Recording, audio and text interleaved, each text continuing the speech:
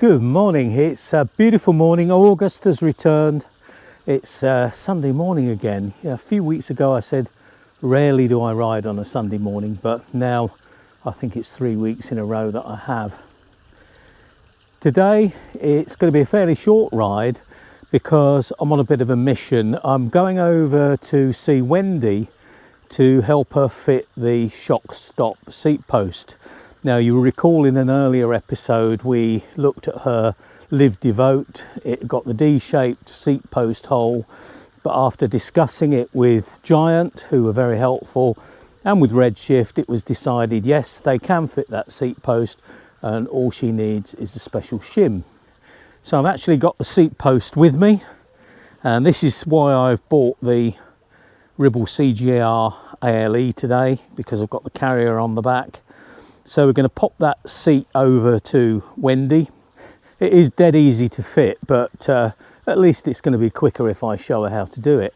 But when I ordered this for Wendy, Eric from Redshift suggested that I might like to look at their new Pro seat post version 2. Now, Redshift realised that even though there are great benefits with the Shockstop seat post, road riders would also benefit from it, but they thought it was probably a bit heavy. So they developed the Pro seat post, and that is 25% lighter than the standard seat post. It uses a different system in that, as well as having the two springs, which are shorter in this case, they also supply it with elastomers as well.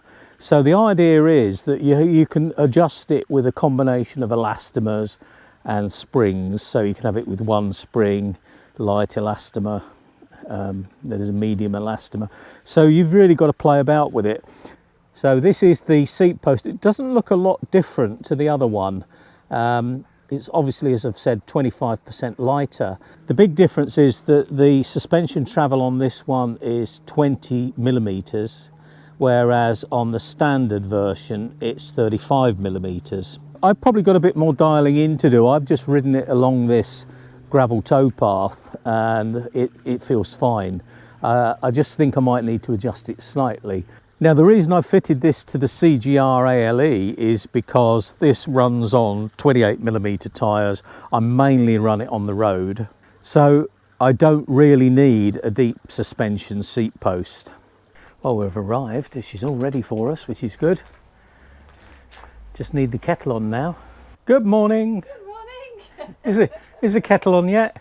It's just gone on. Good, good. How are you? I'm good, thanks. Are you?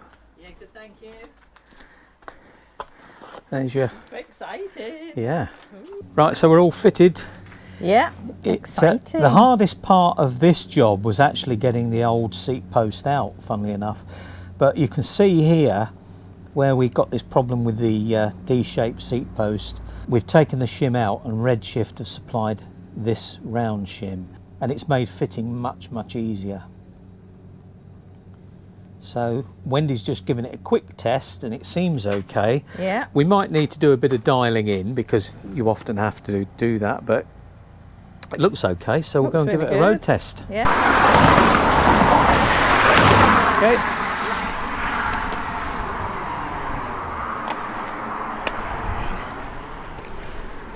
Well, we've used all the measurements from your bike fit. Yeah, it feels fine. So hopefully it's okay. Yeah, it's just obviously the tilt, as you say, probably wants to go a bit more level. We'll be on that, yeah.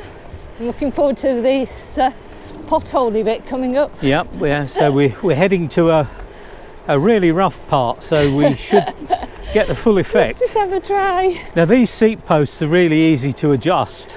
Sometimes they do take a bit of dialing in, and the one thing we need to be sure of is that when Wendy's going over some of these bigger bumps, that it doesn't bottom out. What you tried to tell me.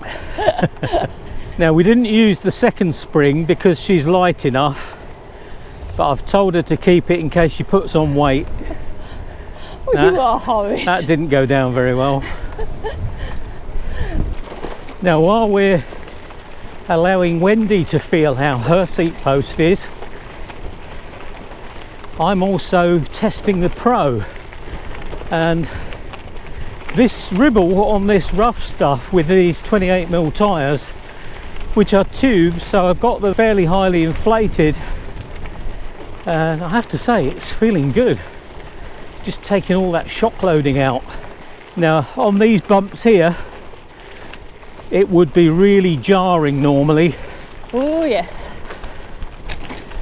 But the seat post is doing a great job. So how are you feeling, Wendy? Oh, it's brilliant.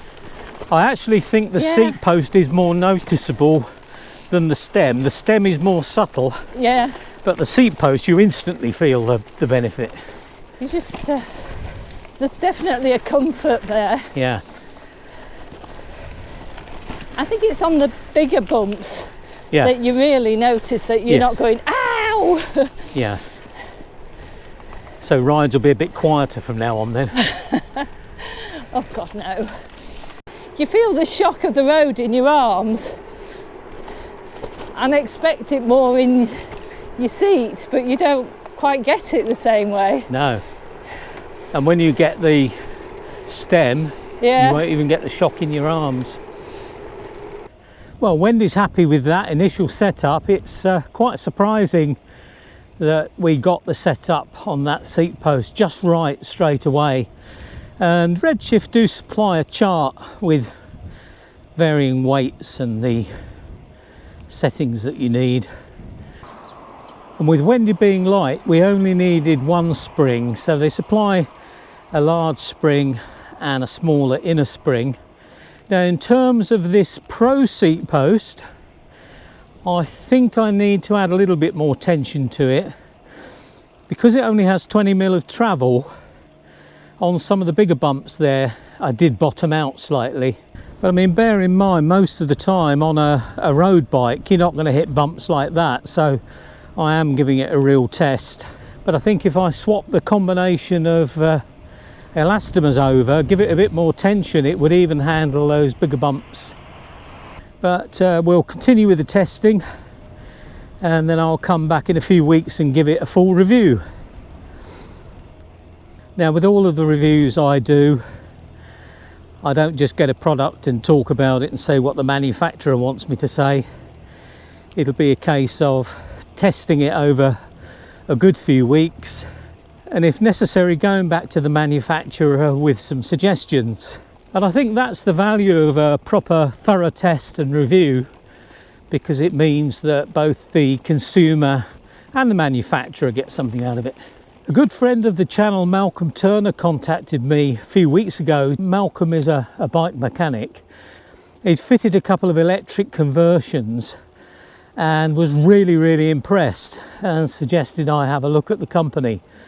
Now I'm not going to tell you who the company is at the moment, but I did speak to them, we've had a chat, and they are going to send a kit over for me to try. Now to make this more authentic, I'm actually going to fit the kit to a bike of somebody that is in need of some power occasionally.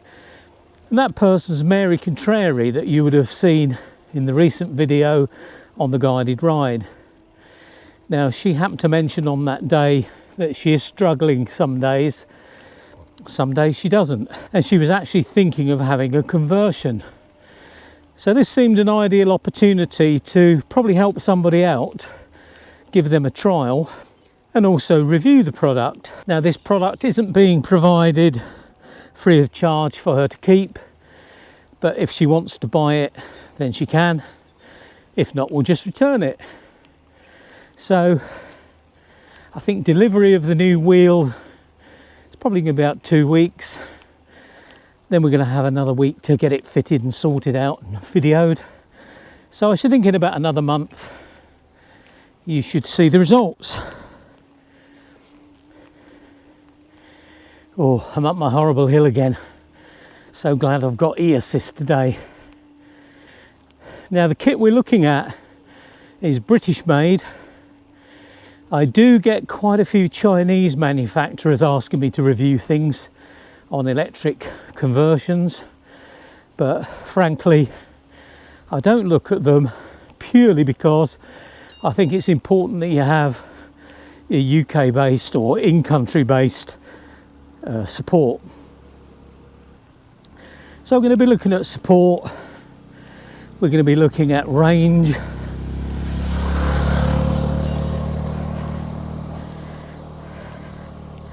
so hopefully you'll find that of interest, and hopefully subscribe, hit that bell, and then you'll be informed when anything new comes up.